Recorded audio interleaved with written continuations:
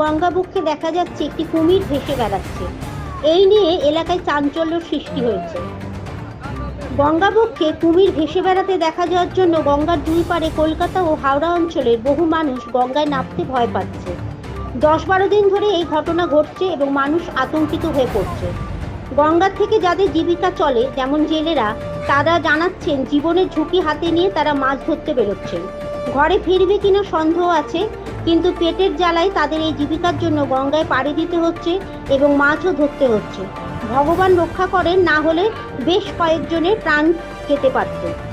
গঙ্গার পার্শ্ববর্তী এলাকায় যাদের বসবাস, তাদের সব থেকে বেশি প্রয়োজন হয় গঙ্গার জল।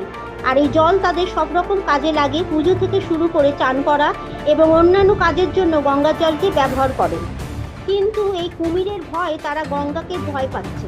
নামলেও যত শীঘ্র সম্ভব নিজের কাজ শেষ করে তারা পাড়ে উঠে পড়ছে, যাতে করে তাদের উপর চড়াও না হয়।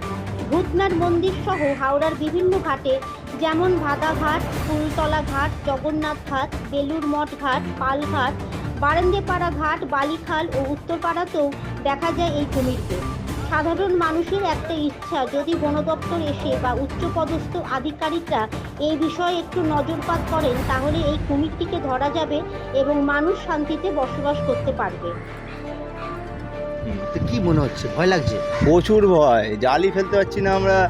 একবার দেখা গেল বালি ব্রিজে, একবার দেখা গেছে উত্তরপাড়ায়, তারপর তো এখন আর দেখা যাচ্ছে না। বালিখালে আগে ছিল, তারপর এখন গেছে উত্তরপাড়া। ওদিকে তো মানুষ চান পান করতে নামতেই পারছে না একদম, 1 নম্বর কথা। আর আমরা ওদিকে যাচ্ছি জাল ফেলতে, যদি বাইচান্স জালে পড়ে যায়, যদি কামড়ে ফামড়ে দেয়, তো আমাদেরই তো বিপদ। এই একবার করে জাল ফেলছি, চলে আসছে, এতে আর মজুরিও হচ্ছে না, কিছুই হচ্ছে না। হ্যাঁ, শালকিয়া 2টো দেখা গেছে। 3-4টে এরকম কুমির। হ্যাঁ, কুমির আছে। নাম অমিত মণ্ডল। আপনার একদম আতঙ্ক, একদম আতঙ্ক। হ্যাঁ, উঠছে আবার ডুবে যাচ্ছে, উঠছে ডুবে যাচ্ছে। কোনো সময় এখানে আসছে, কোনো সময় বেলুমারে ওদিকে চলে যাচ্ছে, কোনো সময় গঙ্গার মাঝখানে যাচ্ছে। পুরো আতঙ্ক। জাল ফেলতে গেলে অসুবিধা হচ্ছে, ভয় লাগছে। ঘাটে চান করা সব বন্ধ হয়ে গেছে। মিডিয়াম তাও 4 ফুট হবে, 4-5 ফুট হবে। পুরো কষ্ট, উঠছে, উঠে আবার ডুবে যাচ্ছে। 2-3টে আছে, 2-3টে আছে।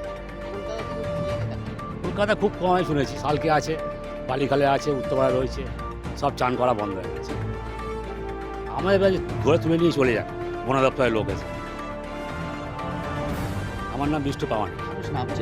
আপনি সাবধান করছেন দেখলাম, কেন? সাবধান করছি, ওরা জীবজন্তু, ওরা তো জানে না যে কোনো সময় একটা মানুষের ক্ষতি হতে পারে। বাদাঘাট থেকে নিয়ে 40 নম্বর অবধি আমাদের ওয়ার্ডের এরিয়া পড়ে। আমরা যে যার নিজের যাদেরও গঙ্গার ঘাট পড়েছে, তারা নিজে সাবধান করেছে। সব জায়গায় বাদাঘাটের নতুন মন্দির ওদিক অবধি গেছে সবাই। গৌতমদার ওখানেও সেদিনকে গেছিলাম, এই চর্চাই হচ্ছিল যে যারা স্টিমার থেকে ঝাঁপ দিয়ে চান করে ছেলেরা, ওদেরকেও বারণ করা হয়েছে, ওরাও করছে না।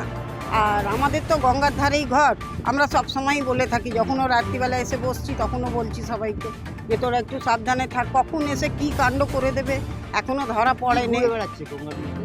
ওই তো মগরমাছ ছিল, কুমির, ওকেই দেখা গেছে ঘড়িয়াল। হ্যাঁ হ্যাঁ, ও দেখা গেছে, কতবার দেখা গেছে, কিন্তু ধরা পড়ছে না, কোথায় আছে কি জানি। মানুষকে বাঁচাতে হবে, সচেতন করতে হবে। মানুষ জানে যে এখানে ভয় আছে, একটু ভয় থাকো, চান করো, কিন্তু সঙ্গে সঙ্গে উঠে পড়ো, গঙ্গার ধারে যেন না থাকো। হ্যাঁ আছে, বাচ্চা ছেলেরা আছে যারা বোঝে না, ওরা চান ফান করে, আমরাই দেখলে বকে দিই যে তোরা ওর বেশিক্ষণ চান করিস না। হ্যাঁ, ওখানে দক্ষিণেশ্বরে ওখানেও দেখা গেছে। আমরা আর কি চাই, ও তাড়াতাড়ি ধরা পড়ুক, কারণ নজরে পড়ুক। উঠছে কুমির, সবসময় জলে থাকে না, ও ড্যাঙাতেও আসে, কিন্তু কোন জায়গায় আসছে একান্তভাবে লোকের চোখে পড়ছে না, নালে তো ধরা পড়েই যেত। আমরা চাইছি ঠাকুরকে, এই বলছি যে তাড়াতাড়ি ধরা পড়ুক, এই আতঙ্কটা যেন শেষ হোক। আপনার নাম? সাবিত্রী দেবী সাউ, ওয়ার্ড নম্বর 1।